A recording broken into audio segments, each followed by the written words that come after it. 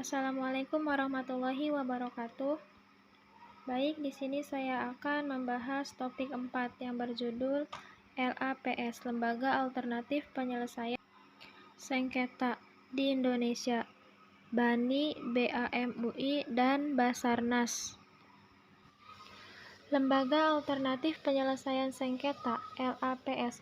Konflik bisa saja terjadi dalam bidang ekonomi, keluarga, agama, dan pada bidang lainnya yang tidak bisa dihindarkan. Dalam penyelesaiannya, semua konflik yang terjadi tidak semuanya dapat dibawa ke dalam ranah peradilan. Maka dari itu, dibentuklah sebuah lembaga alternatif dalam menyelesaikan masalah sengketa yang ada di luar peradilan.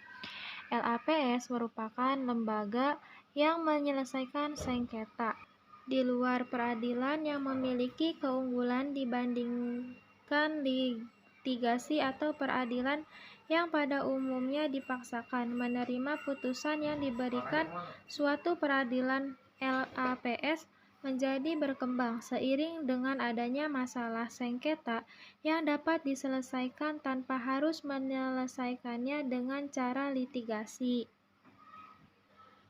Menurut Nita Triana dalam bukunya, terdapat kelebihan-kelebihan yang dimiliki oleh LAPS dibandingkan dengan litigasi, yaitu sebagai berikut.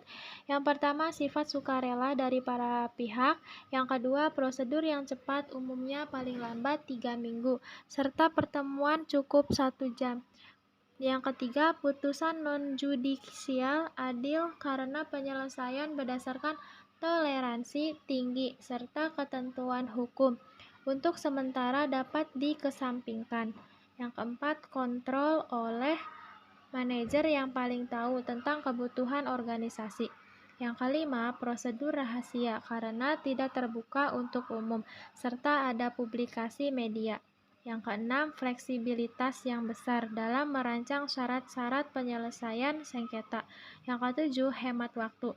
Yang kedelapan, hemat biaya karena tidak terlalu perlu menyewa pengacara dan tidak perlu mendatangkan saksi dan bukti-bukti. Perlindungan dan pemeliharaan hubungan kerja serta bisnis tidak terganggu. Yang kesepuluh, kemungkinan untuk melaksanakan putusan tinggi. Tahapan-tahapan penyelesaian sengketa. Yang pertama, negosiasi. Negosiasi adalah salah satu bentuk APS yang paling banyak digunakan untuk menyelesaikan sengketa bisnis. Negosiasi merupakan model APS yang paling ideal karena prosesnya lebih mudah, lebih murah, dan tidak perlu melibatkan pihak ketiga. Negosiasi atau musyawarah sudah sejak lama mengakar dalam budaya masyarakat, sehingga cara ini sudah sepantasnya lebih diutamakan.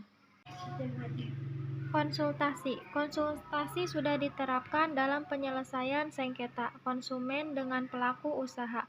Konsumen yang dirugikan oleh pelaku usaha dapat meminta jasa dan konsultasi secara gratis kepada Badan Penyelesaian Sengketa. Dari hasil konsultasi tersebut, BPSK dapat menyarankan konsumen untuk terus melakukan negosiasi atau menempuh cara konsiliasi, mediasi, dan arbitrase. Yang ketiga, adjudikasi. Adjudikasi adalah salah satu bentuk perlindungan hukum OJK bagi nasabah kecil yang bersengketa dengan lembaga jasa keuangan. Dengan adjudikasi, posisi nasabah kecil akan setara dengan lembaga jasa keuangan. Yang keempat, arbitrase. Arbitrase atau perwasitan adalah jenis APS yang prosesnya mirip dengan pengadilan sehingga golongan kuasi judisial semi pengadilan. Arbitrase pada umumnya ditempuh oleh perusahaan besar atau perusahaan multinasional yang memiliki modal besar karena biayanya relatif mahal dibandingkan dengan cara APS lainnya. Arbiter berperan aktif, laksana hakim yang memimpin persidangan dan membuat putusan akhir. Selanjutnya yaitu lembaga arbitrase. Yang pertama, Badan Arbitrase Nasional Indonesia. Yang kedua, Badan Arbitrase Muamalat Indonesia, BAMUI, Basarnas, dan kewenangan Basarnas. Mungkin itu saja pembahasan topik 4. Kurang dan lebihnya mohon maaf. Wassalamualaikum warahmatullahi wabarakatuh.